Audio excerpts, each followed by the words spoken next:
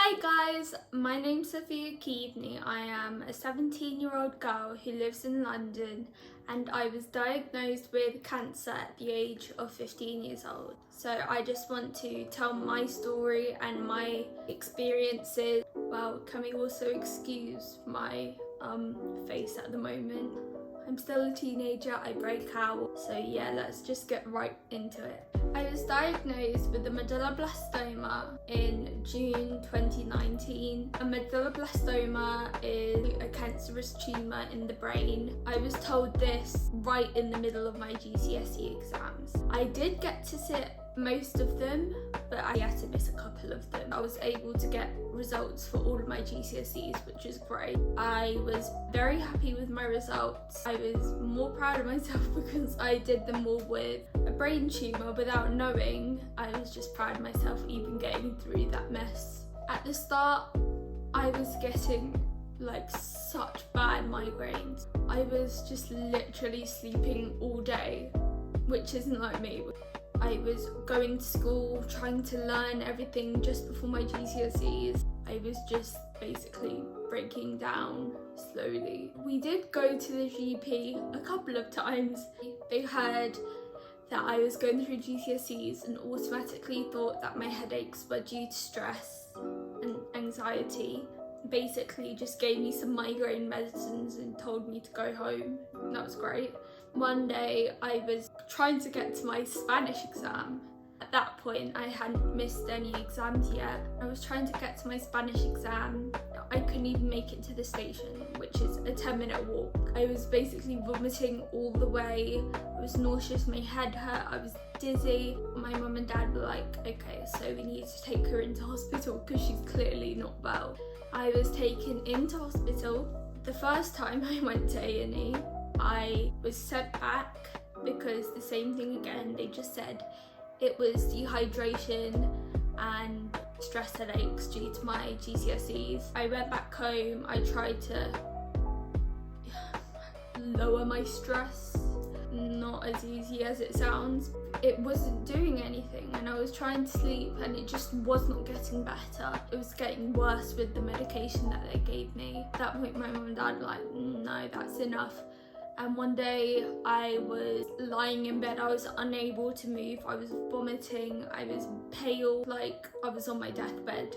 They called 999, a blue light ambulance came and at first they were saying, no, it's just stress headaches, you're dehydrated and you're stressed, which was annoying for me and annoying for my mum and dad as well. Oh yeah, I stayed there overnight because my mum and dad were basically like, we're not taking her home unless you settle this. So I stayed there overnight and my mum was fighting all night to try and get me to do like an MRI scan. And she was like, trust me, I think there's something in the brain that's like causing her to do this. This isn't like her. So in the end, I was given an MRI scan and once I finished it, I think it was like half an hour later, the nurses and the doctors basically took me, my dad and my sister into a little room, showed a photo of my brain from the MRI scan and just pointed out a tumour at the back of my brain. And at that point we were told that I had a brain tumour. We also didn't know whether it was malignant or malignant or benign. If you don't know, malignant is cancerous and benign is non-cancerous. I guess we were all just hoping that it wasn't a cancerous tumour. I was rushed to another hospital, which is a surgical hospital near me. That day I had to have emergency brain surgery. It was just to relieve fluid from my head, but I remember I had no idea what was going on. I was laughing, I was smiling, I was literally just looking at memes on my phone. I was not in the right mindset. I just thought everybody was playing a joke on me. And when they told me I was going into brain surgery an hour before I was going to go in, I just sat there and laughed. So in denial, so out of it, that I just laughed at everything everybody said. The next day, I was in HDU, the high dependency unit. I finished the surgery. I didn't feel too much for that one because it was quite a small surgery. The amount of pain relief I was on. In the end, the doctors came to us and just said, we need to take the tumour out now before it grows any larger. The second surgery began. That was around 12 hours of surgery, quite a long one. After that was non-stop vomiting. I was a vomit machine. Every single time I was breathing, I was vomiting. I think I was in intensive care at that point because my brain was just crazy, and obviously because they had to do an incision on, is it incision? Yeah. Incision on the neck. All of the muscles were basically broken. I was unable to turn my head from left to right, and I was just stuck in bed. I was sat with my mum and dad one day. They were sat there just trying to make sure that I'm okay, trying to basically cheer me up after I had the surgery. And my brain surgeon came into the room and took my mum and dad out of the room. I didn't understand what was going on. I was just like, oh, they just need to talk. When my mum and dad came in, my mum's eyes were flooded with tears and my dad was pacing around. I was so confused. I didn't understand what had gone on. My surgeon came in and said, well, it's a malignant tumour. Basically got the full diagnosis of the medulloblastoma. He said there's still some tumour in the brain, so we're going to need to take it out. So that was obviously a third brain surgery. And brain surgeries aren't something you should do too much of. I think it was the same length as the first one. It was a smaller chunk of the tumour. There were little cells everywhere. They had to try and get as much as they possibly could. Straight after that, I was in HDU for 3 weeks, which is quite weird because normally when you go into HDU, you stay there for one night and they get you recovered and then you go out to a normal hospital ward. I was there for 3 weeks because I was just non-stop vomiting. And when I was able to go out to a normal ward, I was in a 4-person ward, which was quite loud, and obviously I am under 18, so I had to be in a children's ward. If you guys haven't been in a children's ward, it's full of like sick 7-year-olds or 8-year-olds. Nobody even near my age. Obviously there were babies because it's a child's ward, so they would cry all night, and then I'd hear Peppa Pig over and over and over and over again, which was annoying, but at that point in time I was not in the right state of mind. I hadn't looked at my phone since I was diagnosed. I was barely able to sit up straight. I had double vision because I had an nystagmus, which means that one eye kind of moves slower and doesn't coordinate with the other eye. I was just lying in bed all day, sleeping or listening to what everybody else was doing. After 3 months of me being in that surgical ward with loads of screaming children and Peppa Pig, I was transferred to another cancer hospital, the teenage unit, which was great because there were kids my age, but I was also put into a single room. I was too ill to be near anybody else. That was a lot of work. Let's just say that the nurses that had me were having to do quite a bit of work because I was just vomiting or I was just sat there screaming in pain. It was either one of the two. I wouldn't eat. I was a dietitian's worst nightmare. I wouldn't drink.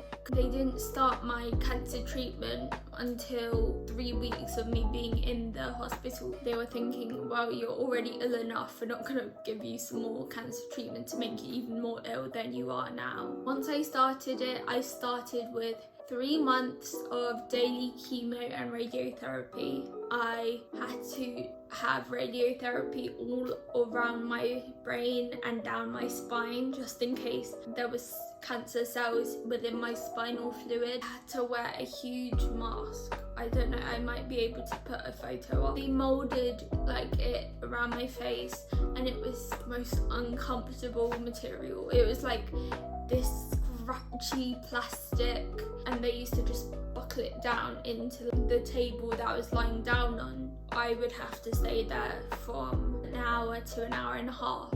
I wouldn't be able to like move because the mask is holding my shoulders and my head in place. I wasn't allowed to move because anytime I did move, I would hear the nurses in the intercom basically be like, "Can you stop moving, please?" So I just do what they told me to do and get it over and done with as quick as possible. The day that I finished my radiotherapy, I was literally the happiest person. I hated that room. I don't know if you know, I might put a photo up again because it's basically this cold, refrigerated room where they have this huge machine and a table you lie on, and then they'll put like a little weird foam pillow around your head, and then they'll clip you into it. Obviously the radiotherapy would start from then. Sometimes I had this really weird taste. I think people that do go through radiotherapy will know it's like this metallic, disgusting, like blood taste. No, hating every single moment I was in there. I finished my radiotherapy and straight away I was taken into my next course of treatment, which was monthly chemotherapy. I was like, well, it's monthly, I don't need to do it daily anymore, so that's great. The first day that I was there, I was given 2 types of chemotherapy. I wasn't worried at all. I was basically as cool as a cucumber. I was given the first course of chemotherapy. Next day I was crying in my bed. It's upsetting because I had to do it every month for 6 months. I was like, I cannot do another 5 times of this. It was horrible. Finally I finished 6 months after that, so about like February. The last day of my treatment was the day the COVID pandemic started. During chemotherapy you're not allowed to really go out and interact with the people since your red blood cells and white blood cells are all really low. Your immune system is basically nothing. You can basically catch anything. So I was so excited to be able to go out, to be able to go shopping, to be able to do what normal teenagers do. And the day that I finished was lockdown and I was actually going to like go crazy. I was like, oh, so I can go out, and nope. Because I was part of the vulnerable people group. I had to basically stay in. My family weren't able to go out, they were shielding me. We just got deliveries. Difficult for sure for me and for my family. So right now I just really want to talk about my experience in hospital. Obviously as a teenager I really just wanted to be with my friends, go shopping. Obviously in a hospital you cannot do that. I had to follow what every single baby did in the whole hospital. It's basically just run around the babies. If the baby fell asleep, you had to fall asleep because you don't want to wake them up. And if they're awake, you will hear they're awake because they're crying all the time. You have basically a live alarm clock telling you when to go to sleep and when to stay awake, which is difficult, but you know, we love babies. It was obviously so heartbreaking to be in hospital. Not only was I going through a hard time, I saw other kids that had no idea what was going on go through a bunch of stuff that I would not wish upon like my worst enemy. If a nurse had to put in a cannula, which is just, you have to have some kind of access to your blood. Having to do that at least once a week. 5-year-old kids screaming for their mum and dad to come and help them. They thought that everybody was being mean to them. They thought that everybody was just ganging up and bullying them. I just wanted to go and run up and hug them.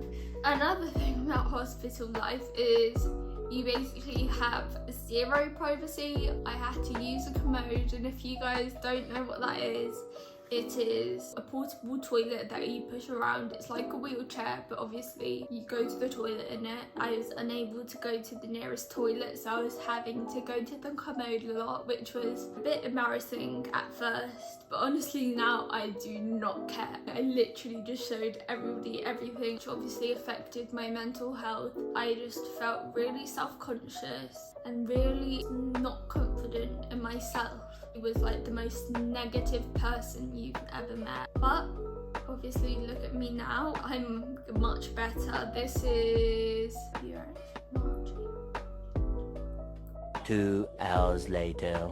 6 months after all of the treatment, I am still suffering from sickness. After my surgery, half of my body is uncoordinated, so I'm unable to really control my movements in my left side. So right now I'm in a wheelchair. I'm able to walk a couple of steps with a walker. I'm also diagnosed with non-epileptic seizures. They're seizures that aren't epileptic when I vomit or when I go to the toilet. And them two are the main times that I will have a seizure. So after all of this, I had to go into neuro rehab. Basically, you have to go back into hospital for 3 weeks or more, do physiotherapy, occupational therapy, talk to your psychologist, meetings with the doctors. I hated every single second of it. I love all my physiotherapists, I love my doctors, I love everybody, but it's just being in that hospital setting again was so hard for me. It was affecting my non-epileptic seizures. Sometimes my non-epileptic seizures tend to be linked to moments where I am more stressed out or have more anxiety about something. So I was having significantly more seizures than I would usually. If I have loads of seizures, I basically can have no privacy because it's just dangerous for me to be anywhere on my own.